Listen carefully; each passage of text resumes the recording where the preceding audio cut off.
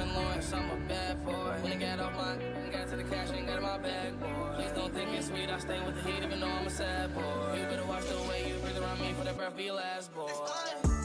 I've been drinking red, boy. I've been chopping out these birds, McCoy. No one made my rich shit really 9 months. Overseas, honey skin. You guys are from the Blue Sea, right? Sliding over, Sanji then holds her hands. Indeed, my fair angel. Grabbing him by the face and throwing him aside, however, Nami tells him to cut it out. Sorry about that, he's enthusiastic. Flying over and resting his head on Nami's shoulder, Luffy then asks if they are really angels like Sanji said. You may refer to us as Skypeans. Our wings do not allow for actual flight. I knew this was gonna be awesome, said the captain. Everyone then introduces themselves to her and she shows them various things such as how to open their fruits, the very same ones Usopp was struggling with. And the architecture and creations made of clouds are explained while they sip on some delicious fruit juice straight from the fruit itself. However, the revving of an engine is heard and they all look to the cloud sea. Someone you know? Asks Luffy. That's my father. Hey so, father. Raising his arm, Pagaya shouts hey so while everyone wonders what he's riding on, and a weirded out Luffy asks, what the hell does hey so mean? Slowly, Pagaya reaches the shore only to then slide and crash into a palm tree as he proceeds to slowly stagger up. Is anyone hurt? You idiot, you're the one who actually crashed, shouts Zoro. Oh, I'm fine. Courtesy of an impact dial. Though I do feel you guys don't know what I'm talking about. In the following moments, Pagaya takes them to his and his daughter's home, where along the way, they get to see the construction of the homes in town. Meanwhile, Nami rides off in the Wave Rider. She is the only one aside from Luffy to be able to use it because it takes a lot of balance. Luffy naturally just has mostly everything at his disposal. He is 2/3 god, technically speaking, and we'll go into the detail on that later. The other Strawhats settle and begin to feast in the living room with Luffy and Usopp fighting over some food when Coney says, how did you bring all that meat out of nowhere? Wouldn't you like to know? Asked Sanji. It's a magic claw, said Chopper. Come on, let me look cool, damn it. No can do. Luffy said to keep doing that because it's funny. Luffy. As he glares at his captain, Luffy simply smiles nervously when his meat is then taken away and he proceeds to chase Usopp around the room. But Robin takes time to ask how the waivers truly work. I understand the dials at least, but I'm still lost on the waiver. Going to get something, Coney then comes back with a wind dial, showing it to be one of the main components for the mechanism of the little boat so he can actually be propelled forward. Luffy, having finally held down Usopp, meanwhile takes back his food and eats it as he says, you know, I almost forget you're an archaeologist. This must be a fever dream for you, huh, Robin? I guess you could say I smell an adventure. See, I told you she was cool. Being cool isn't enough reason, said Zoro. Also, can you sense Nami around? He gets off of Usopp and looks out the window saying, she's by some giant forest, bunch of trees. Ooh, it's a giant forest! You can see from that far? Asked Pagaya as he walked in. God? Stop saying that, sailed the Straw Hats. It's called Haki, said Luffy. There are 3 different types. First is armament. Holding his arm up, he coats it in black armor before it fades and resumes his words. Second is observation. It allows me to see through people and see aura and feel the presence of others. In certain cases, you can even see the future. The future, shouts Sanji. When were you gonna tell us this? I'm telling you now. Then that feeling we got when you fought Laboon, said Zoro. What's the name of that type? The color of the Supreme King, bending others to your will with your own. Anyway, you're gonna have to learn some form of that before we reach the new world or... He would gesture their throats being slit as silence falls, and Robin says, you truly just say what's on your mind, don't you? Well, I'm not gonna let that happen. I'll have to die before anyone touches my friends. Promise. Then perhaps you should go get Nami right now. She may be trespassing into the realm of God, said Coney. She then tells them about the god that rules over them all, which is shocking because now they understand why people keep referring to Luffy as a deity. He is after all using the same power which is used to survey them all, so they can receive judgment in any place they are at, even if they're not aware of what Haki even is, or in this case mantra. But to be courteous to them, they decide to head off. While Luffy heads to shore with Pagaya, the others will be getting some stuff at the house, like some impact dust for Usopp and many more interesting things for Robin to just scour through. They eventually head back to the Mary, and while getting on board, Luffy is still at the shore saying goodbye to the 2 that have been great hosts. But this is when he and the 2 hear something. Looking behind himself, Luffy sees some people crawling their way over in plain sight. Who are you? He asked. Minkley and his men stand saluting with a heiso as Coney and Pagaya thank them for their hard work, and then the main man himself introduces his group as the God Guards. He approaches and hands Luffy a letter. God Eneru has found you worthy to be invited to his palace. What? Are you serious? Asked Pagaya. What a joyous... Hey, what are you doing? He rips apart the letter before them, and Luffy just smiles while doing this, saying that he's all good, and he starts flying back to Mary. Hey guys, guess what? I got a message from God. What are you talking about? Said Usopp. Sanji says, I think he's finally lost it. No, I really did. Boy, this is a great crime, said Minkley. His men agreed, saying no one has ever been invited to God's realm, and you refuse an invitation. That means divine judgment. Just as he reaches Mary and lands, however, Luffy asks them to repeat what they just said when the clouds above them darken, with them all looking up as lightning falls. It happens so fast, yet so slow, everyone is too shocked to react. But Luffy could, and his patience was reached. You crossed the line. As he utters these words, lightning befalls Mary and swallows it whole, leaving the many shocked as, well, those from even town could see it, but they just watched as the lightning is also violently just blown away. We are then shown Luffy, now royally pissed, with parts of Mary burnt by lightning, and the cowering Strawhats all rise. This bizarre feeling of complete anger and not only almost dying, but their ship being hurt, left them livid. But Robin can't really share the same sentiment, though she does find the look on Luffy and everyone's faces to be hair-raising. As he looks up, Luffy then sees the darkened clouds return to normal. Behind was left a hole from the attack, and he says, I'm gonna kick his ass. Instantly blasting up with incredible speed, Luffy pierces through the layer of cloud and then sees before him a massive forest from afar. He will then fly to and land on its shores and starts running with hate filling his eyes. These Strawhats meanwhile take the long way around, facing many creatures of the Cloud Sea, and along the way they meet back up with Nami and fill her in on the plan. What do you mean plan? There is no plan, he just left. Well, it's Luffy, but I'm sure he has something in mind, says Sanji. We just need to fight, I guess. Does that mean that Luffy's gonna fight God as Chopper? Now that's never... Wow, that's not something I thought I'd ever say in my life. Us neither, they all thought. But they do have a transponder, so they can use it to contact him, and they don't really mind anyway. Luffy is Luffy, and he's known to be a very good strategist in this series, so yeah. Luffy would reach the yard where he doesn't even go to the trials, but right now we'll focus on Chopper. Being left behind to care for the Mary, he was told that Zoro, Nami, and Robin have gone to explore, while Sanji and Usopp ended up being the people who took one of the trials, even though Sanji wanted to go with the girls. It's just you and me, Mary. I call Gungnir. Across his torso fades his weapon into reality as he would grab it and enter jumping point, giggling as he walks, patrolling, happy to be of use. While he stays alert is when he would hear a screech, alerting him to look up, and he sees a wave of fire spewed his way, so he holds and fires a beam of light, nearly taking the head of his enemy and ripping away an entire shoulder instead, and then blowing away the flames with ease, of course. Hey, I'm responsible for this ship. That was mean, you know. When he sees the bird fly back and land on a branch terrified, we pan up to see the body of his rider, completely messed up. Shura with a heavy breath says, I'm gonna fucking kill you. This is how you greet me? Putting up his gun, however, Chopper makes him waver as he panics, quickly making his steed fly off, when another beam then nearly shreds its wings. The damage was still significant enough for it to be sent crashing into Verth, and Chopper says to leave. If you hurt even a bit of Mary, you'll be meeting someone worse than me. I promise. You should listen to the young man. Chopper then looks up and is starstruck. Sky Knight! Indeed, I guess you didn't need my help. He lands on Mary, and Chopper with a smile says Luffy made him super strong. Sky Knight then looks to the priests. For any of them to be injured means a lot. Oh, I believe you, he said. Isn't he the coolest? Alright, back to patrol. As for Sanji and Usopp, taking down Satori was far more easy, even if it is still annoying. Because for one, Usopp was able to figure out that by putting himself in the line of fire, he activated the item Luffy gave him, since Satori's balls became projectiles when transformed and when thrown, obviously. And then Sanji kicked his face in with the finishing blow. This fat bastard, I swear this is worse than a sausage fest. Hey Usopp, you alive?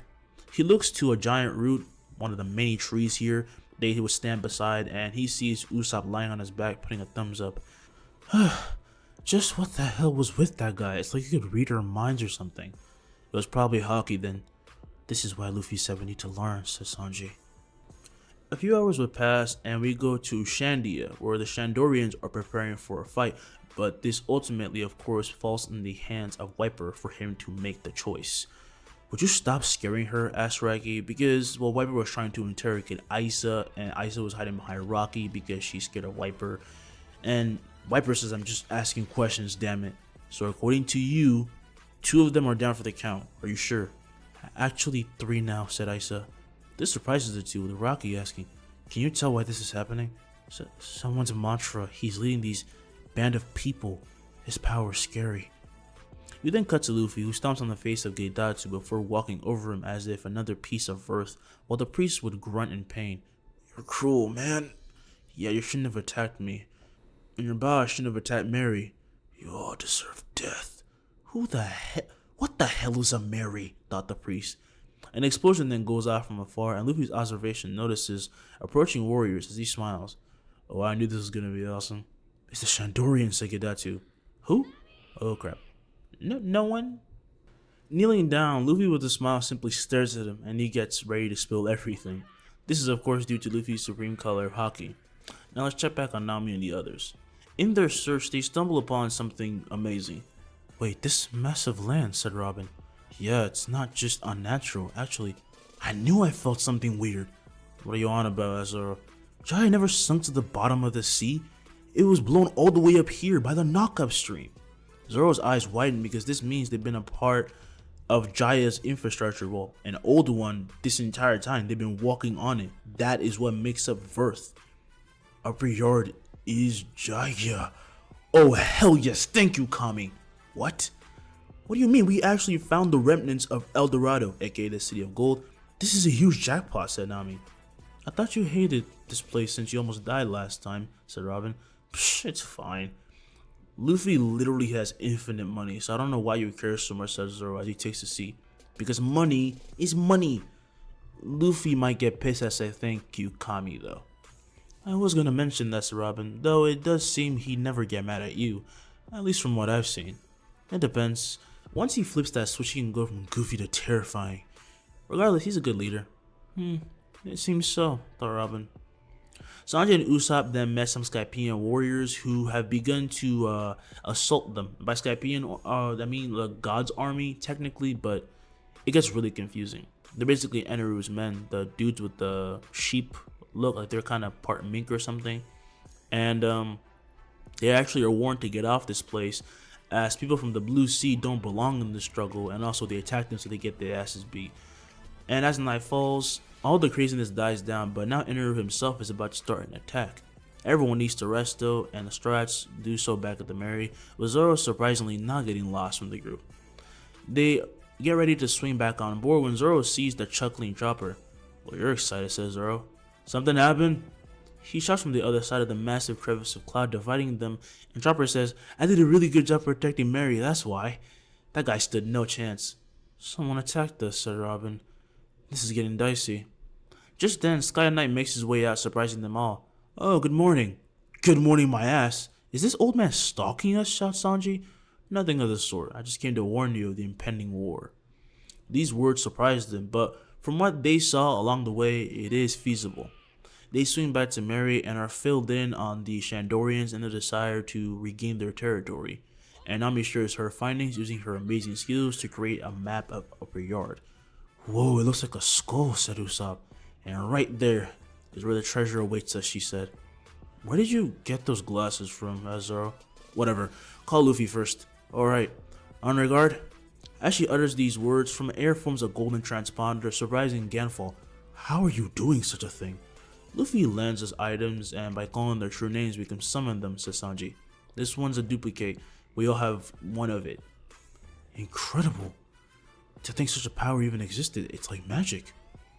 As the transponder rings, from it pops up a hologram of Luffy. This hologram matched his actual size and was so perfect you wouldn't even know if it was a hologram unless you passed your hand through it. Luffy then waves to them in flight. What's up, guys? God, he's here, said Ganfall. It's just a projection, said Usopp. Jeez, old people.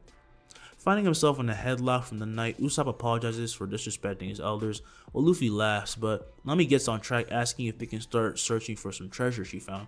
Oh yeah, sure, go right ahead. But since there's a war clearly coming, whatever Kami is pretending that he's hot shit up there is gonna spice things up. What do you mean? Asked Ganfall.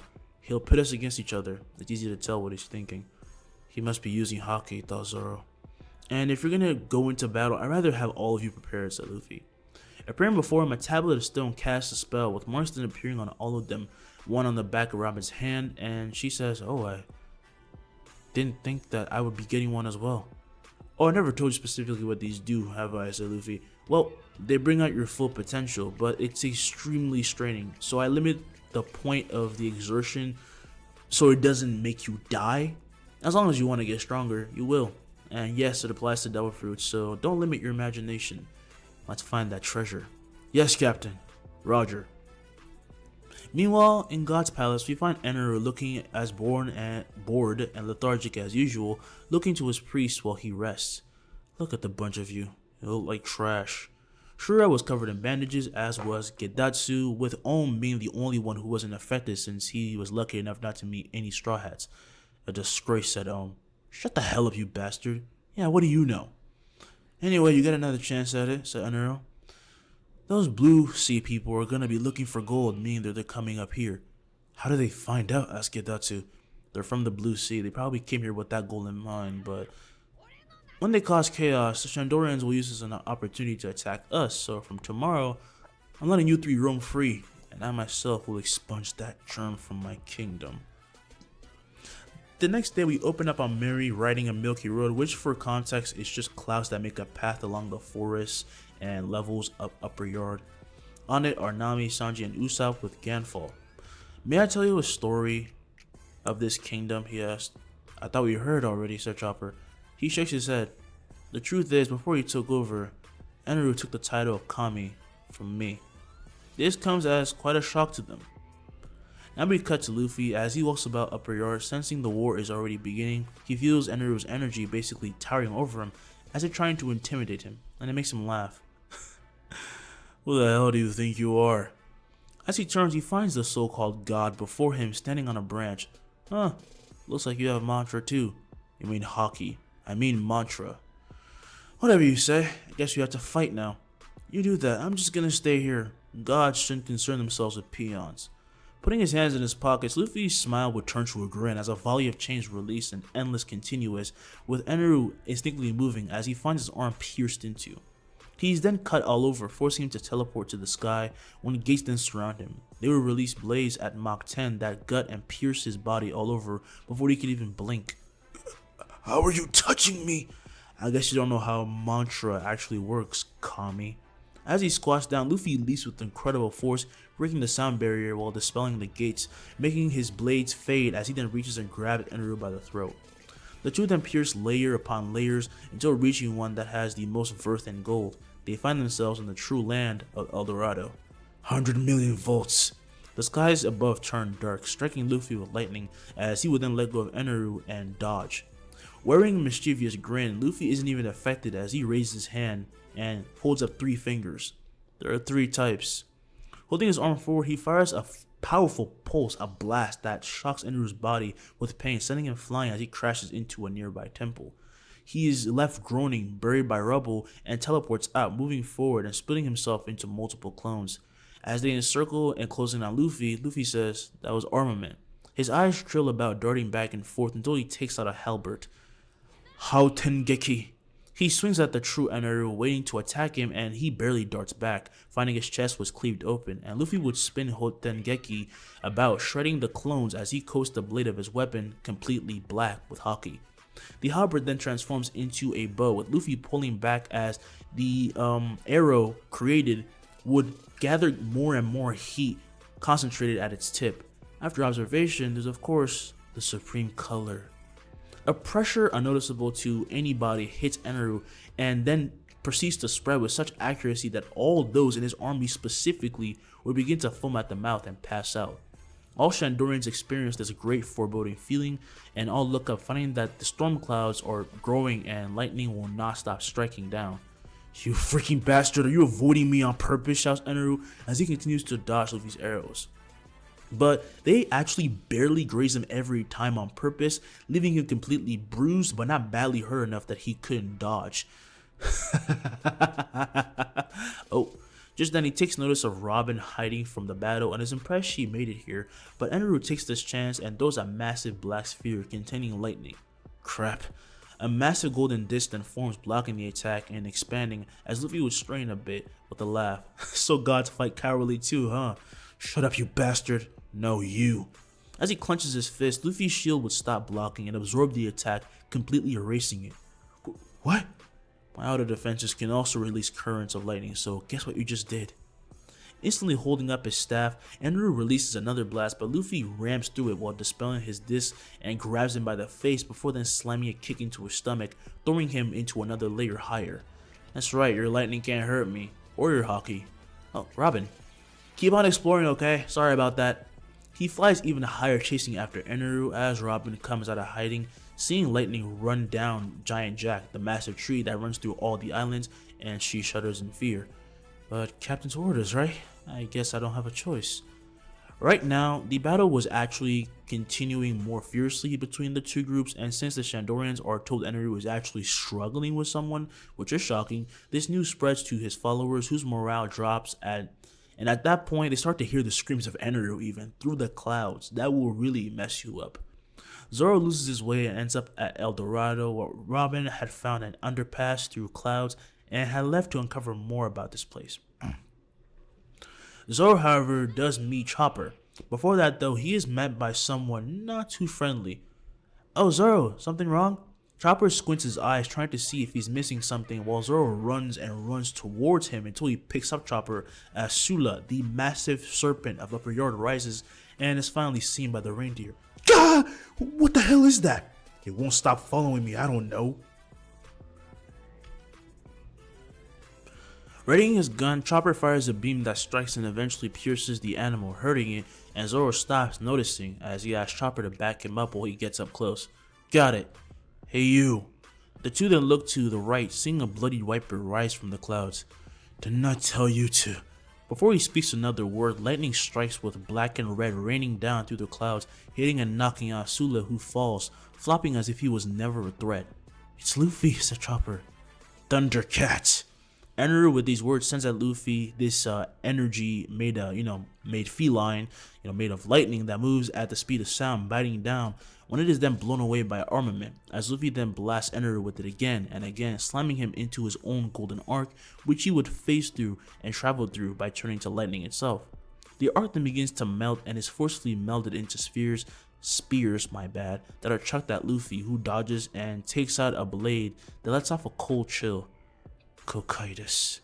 As he swings, the blade releases a violent cold wind which flash freezes the weapons in place before they begin to fall, with Eneru then sticking his head out. You're defying the order of the world. You would think you can bring down Kami? I've been one-sidedly beating your ass, man. There's no thinking about it. I'm gonna kill you. That can never happen. I'm Kami! As lightning runs through the arc, Luffy feels its power and it begins to rise until it spews out dark clouds from its massive chimney. Luffy looks on calmly as the arc rises past the layer of Skypiea, crushing through Verth, and he follows it. Kami doesn't mean God, idiot. It's just governor, a king. You can't just do whatever you want. Don't you get that? Yes, I can. I can eradicate all life as I see fit. Why would I listen to some mortal? After I take care of you, my world will return to normal. I rule all. Watching on as lightning begins to gather, everyone at El Dorado watches it strike down, reaching Angel Island, even though they are already evacuating, and Luffy sighs. I don't like using this, but you're really getting on my nerves. From behind him, a gate opens, and he pulls up what looks like a mix of a staff and a blade with these red markings. What are you going to do with that? When my death Pia finishes, this unnatural world will end. Enuma. A bright whirlwind of red envelops Luffy as he then erupts with the mere force of it, striking the clouds above them and blowing them away. The same happens to the ones below, beginning to tear the very sea of gold apart, even though Luffy is trying to rein in this force. The Strawhats quickly get to safety as Eneru's eyes widen while Luffy raises his blade, which then expands in size. Luffy's body is covered in runes, his armor changes, leaving his upper body bare with a golden robe at the bottom. I'm Kami. I rule everything. Then you should be able to stop this. Enuma! Elish! He strikes down with a revolving massive blast of this red energy, hitting and ripping apart the Maxim and turning it to nothing in an instant, along with Eneru, and completely clearing the skies of clouds for miles. Luffy then brings Aya to his side, watching as debris falls in the daze, and he coughs up a bit of blood. Yep, still not used to it. Oh crap! Snapping out of it, he flies down, seeing his crewmates haven't been impacted yet by some of the leftover debris, and things were kind of destroying a little bit. And he crashes, raising a massive auto defensor that expands and expands, letting off a glow that makes everyone come out of hiding, just as the debris would fall on it and slide off. Whew. Hey guys, sorry about that. Took care of the fake gods, so don't worry. Wiper is by far obviously the most shaken by this, as when he looks up, he finds that everything above them was gone. Along with the part of Giant Jack, it was just completely, there was nothing, complete clear skies. The golden disc then completely disappears, and Chopper runs to Luffy saying, "You look so awesome." I know, right? Just then, however, something crashes behind them all, surprising all those present. "It can't be," said Wiper. The bell. The bell of our ancestors. "This must have a huge significance to the Shandian culture," said Robin. "This is after all their home." Luffy then gets an idea and flies to the bell, as he would then push and make it ring loud while he flies to the highest spot he can, unknowingly standing right in the sun's rays at the perfect angle to be seen. The Sky Island exists! This massive shout spreads and reaches all those in the East Blue, with Cricket and his brothers watching on in shock as a silhouette of a knight with the straw hat is shown. The bell rings with his voice, and he continues to laugh. "It wasn't a lie, you idiot." His massive silhouette is painted in the skies with black, and Bellamy watches, falling to his knees as all those on Jaya are dumbfounded. "I can't believe it. They really found the Sky Island. Does that mean Nolan the liar? He wasn't a liar at all. Oh my god." This one thing changed everything, including how people would perceive Luffy, but he didn't care. He saved everyone, and as strong as he is, he's tired. "Let's party!"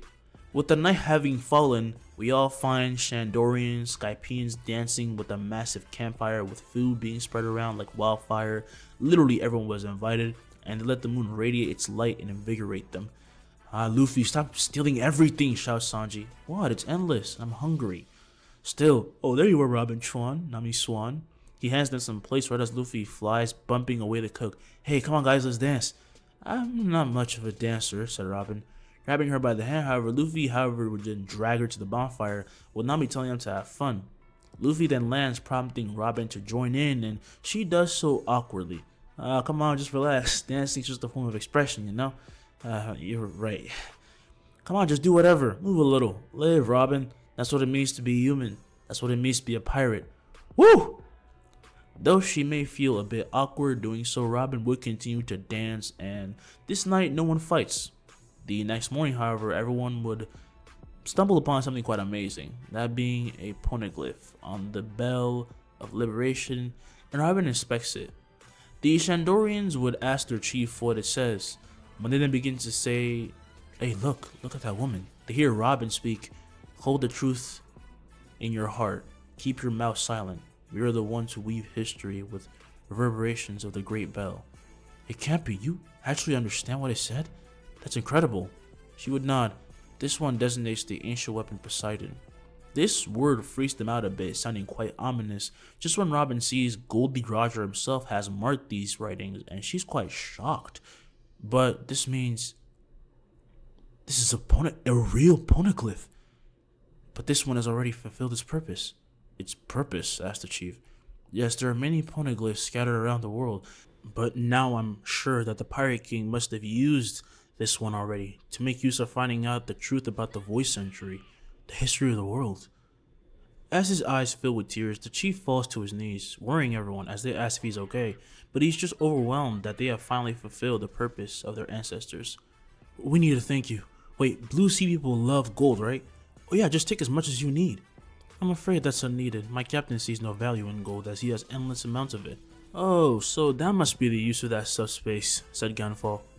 Just then, a massive shout is heard with Luffy and everyone running their way past everyone around, and the captain grabs a hold of Robin, flying off as the archaeologist waves goodbye. "See you later," shouts Luffy. "Wait, we must thank you properly. Don't leave just yet." As Bimuna flies out from the gate of Babylon, the Strawhats would board it, though clumsily, as Luffy would stand at its front, tipping his straw hat. "You already have. Thanks for the hospitality, Coney. Come back anytime. Go ahead, ring that bell. We need to send off our saviors properly."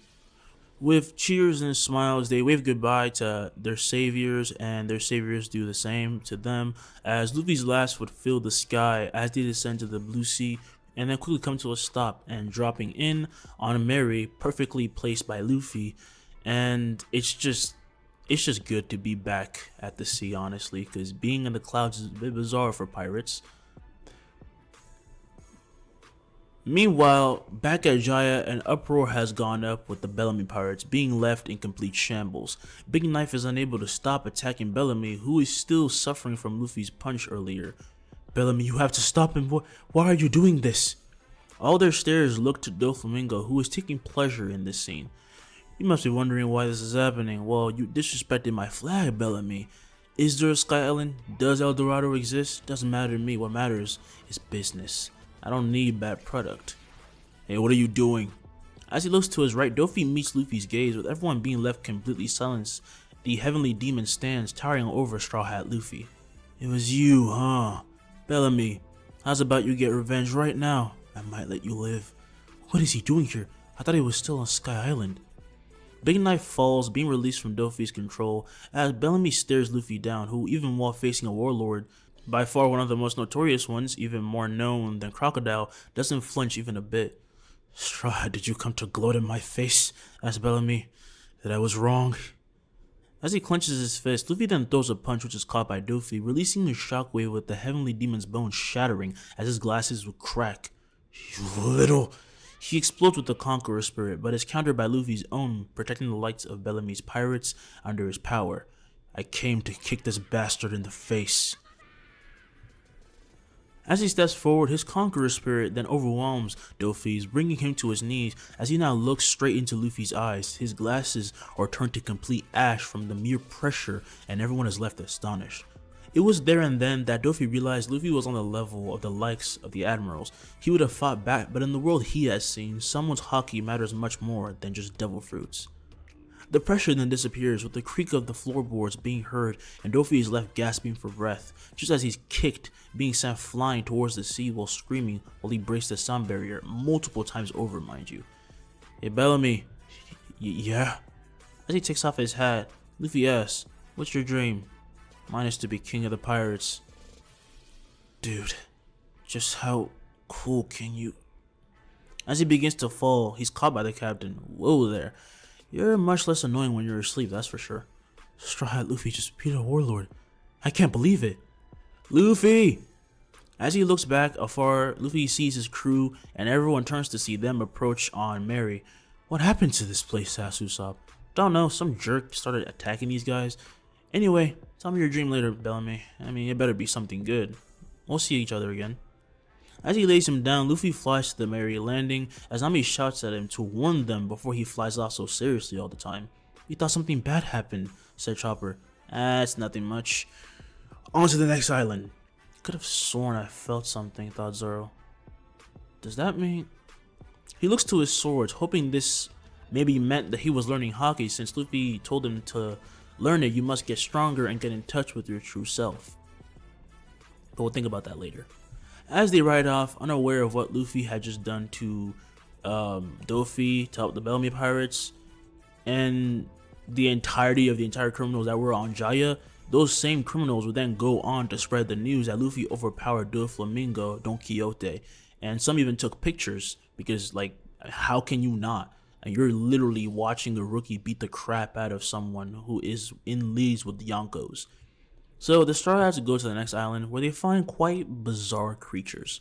"Whoa, everything's long as hell. Cool." The captain's eyes shine with curiousness and complete glee as he flies off and hangs onto a flying bird with a long wingspan, freaking it out as he just simply laughs. "All the trees are massive," said Usopp. As he soon gets down, Luffy says he saw everything from above, and it's the same across the entire island. Perfect for training. Wait, that's what we're here for? Asked Nami. Yep, in all honesty, I mean, aside from me, you'd all die as soon as you step into the actual Grand Line. That's harsh. Don't be mean.